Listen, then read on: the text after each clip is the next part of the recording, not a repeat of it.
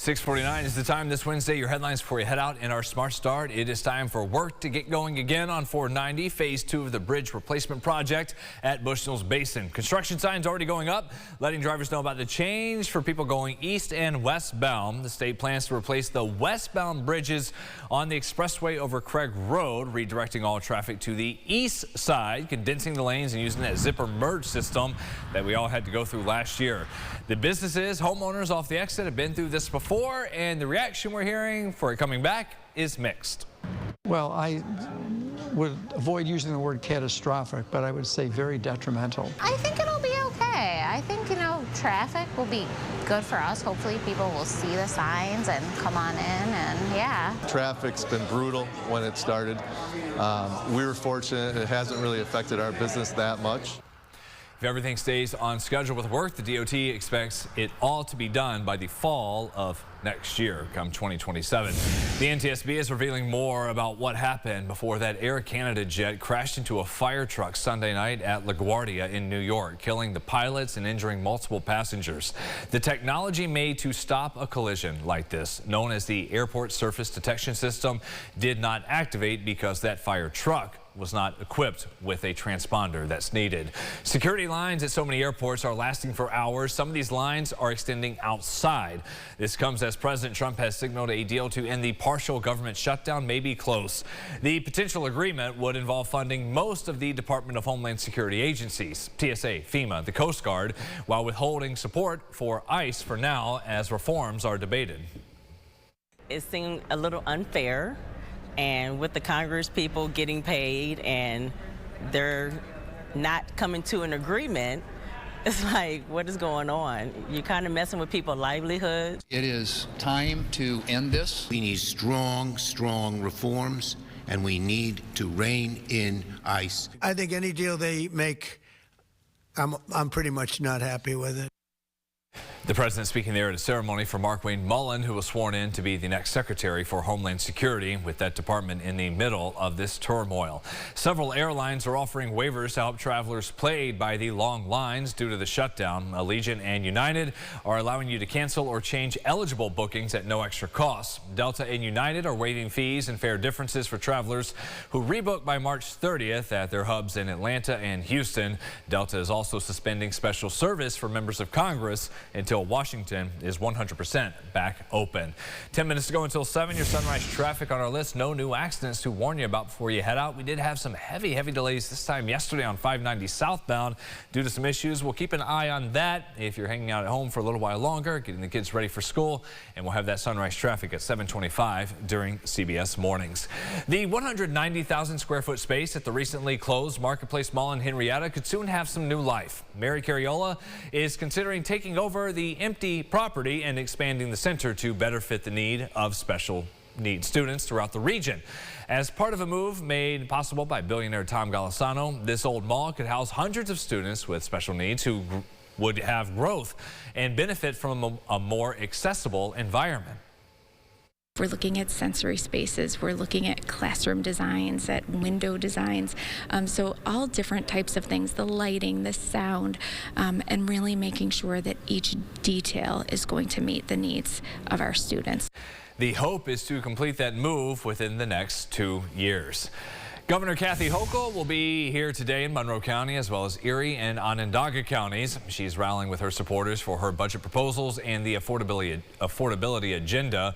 Keep in mind, the state budget is due next week, that deadline April 1st. She will make a stop here just before noon. We'll be there and have more from what she has to say on air and at rochesterfirst.com. A simple act at the register that adds up to big change in this community. All part of what kicks off today, the United Way and Wegmans annual scan campaign. We have Ron joining us live from the store on Chilai Avenue this morning to show how it all works, where this money's going. Ron. Learning a lot about this campaign. We're here with Teresa O'Loughlin, the Chief Development Officer at United Way. So what is this campaign truly about? Well, United Way is about collective giving. So whether you give 50 cents or you give $50, it all adds up to a lot of money that goes back into our community impact fund.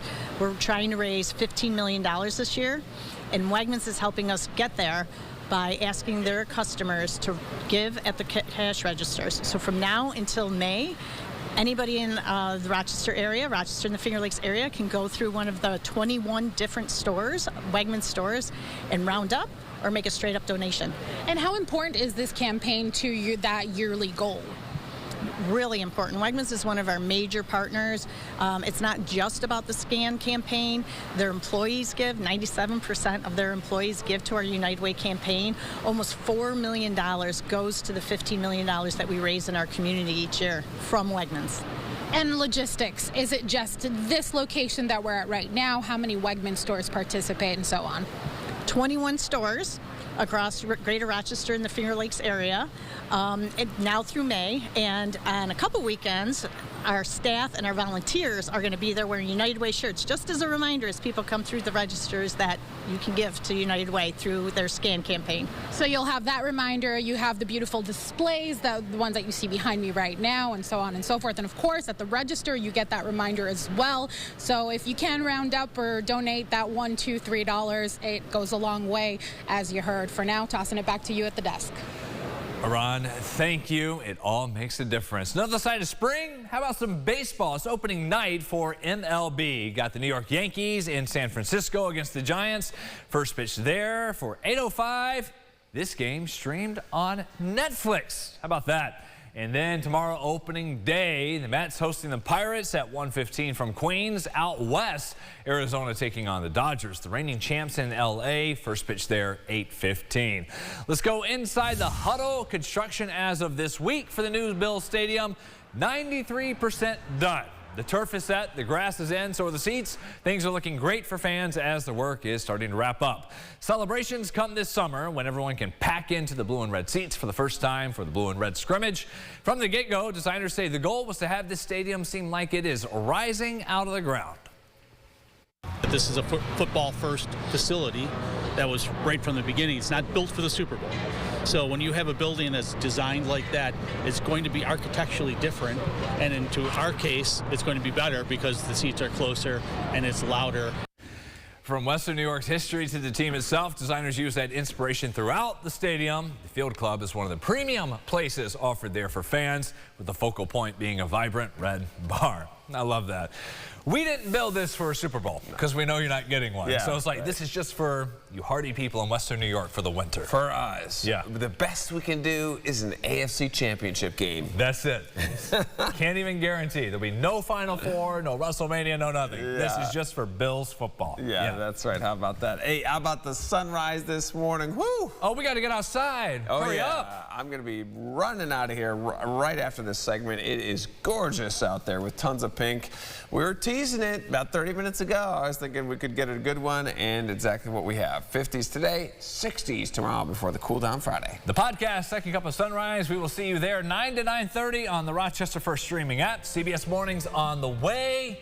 We got to go because we're stepping outside. Go catch that. Bye.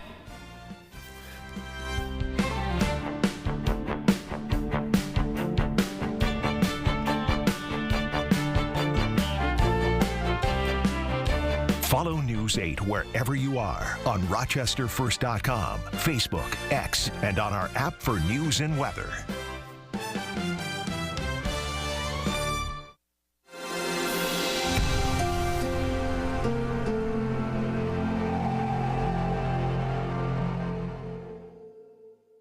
Get the Rochester First streaming app today for everything you love from News 8 On Demand. Plus exclusive shows you won't see anywhere else. Search ROC and download for free on Roku, Amazon Fire, and Apple TV.